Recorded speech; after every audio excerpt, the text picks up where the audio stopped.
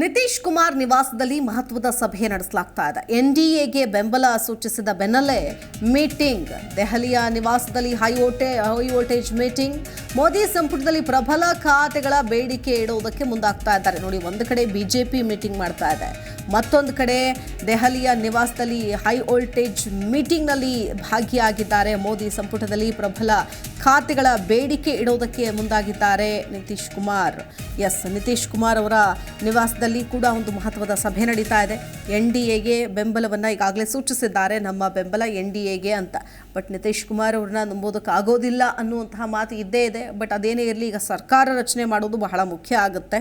ಹಾಗಾಗಿ ಒಂದು ಮಹತ್ವದ ಪಾತ್ರವನ್ನು ಸರ್ಕಾರ ರಚನೆ ಮಾಡುವಲ್ಲಿ ನಿತೀಶ್ ಕುಮಾರ್ ಬಣ ಕೂಡ ವಹಿಸೋದ್ರಿಂದ ಒಂದಷ್ಟು ಬೇಡಿಕೆಗಳನ್ನು ಇಡೋದಕ್ಕೆ ಸಿದ್ಧತೆಯನ್ನು ಮಾಡಿಕೊಳ್ಳಲಾಗ್ತಾ ಇದೆ.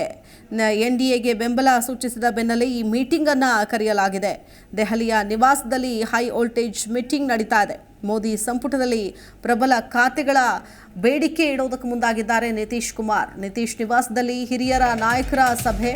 3ಕ್ಕೂ ಹೆಚ್ಚು ಖಾತೆಗಳ ಮೇಲೆ ಕಣ್ಣಿಟ್ಟಿದ್ದಾರೆ ನಿತೀಶ್ ಕುಮಾರ್ ಅಂತ ಹೇಳಲಾಗ್ತಾ ಇದೆ.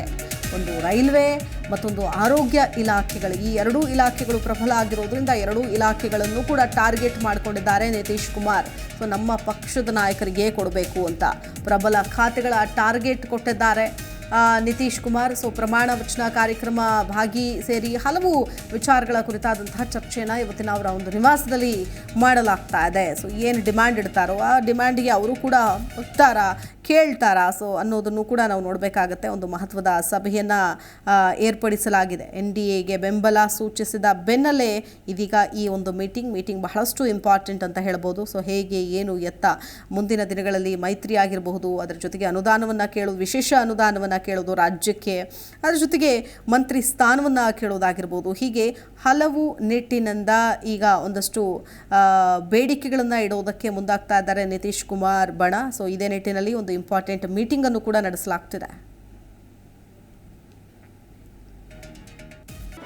ಜಿ ಕನ್ನಡ ನ್ಯೂಸ್ ಈಗ ನಿಮ್ಮ ಮನೆಯಲ್ಲೇ ನೋಡಿ.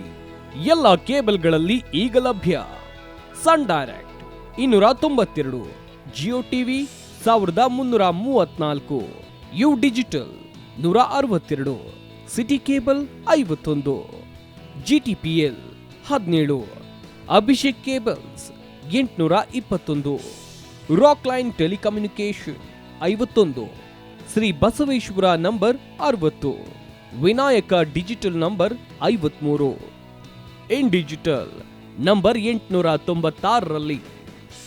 ನಿಮ್ಮಿಷ್ಟದ ಜಿ ಕನ್ನಡ ನ್ಯೂಸ್ ನೋಡಿ ಆನಂದಿಸಿ.